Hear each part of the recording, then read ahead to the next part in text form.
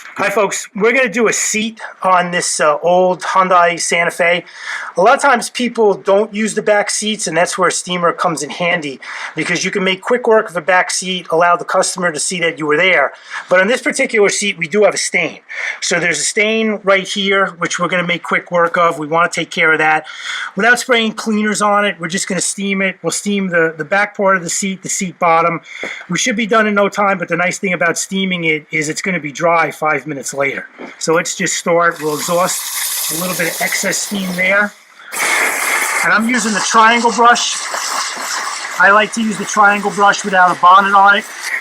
And I'm going to put a decent amount of pressure on the seat because I want to scrub and just go back and forth. And because the brush is pretty wide, I have a pretty large coverage area. So the stain looks like it's pretty much gone. Now, obviously in a video you can't tell how hot this is, but it's hot. It's hot, but it's not very wet. There's just a little bit of moisture there. So I did that in about 30 seconds. Now I'll do the back of the seat.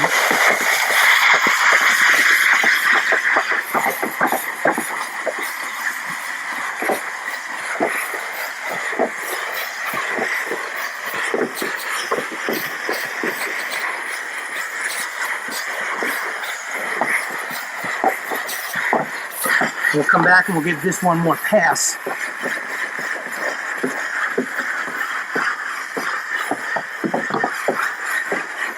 Now I have a clean microfiber towel waiting here, which I'll just wipe up really fast to take the excess moisture off the top. My final thing would be to come back and just give it a final vacuum when we're done to make sure that it was totally dry. And any residual sand or dirt that I've lifted up by doing with the brush, then we've picked all that up. But for the most part, we got that stain out. The stain is out. The seat's even drier than before. 5-10 minutes later, somebody could sit on this.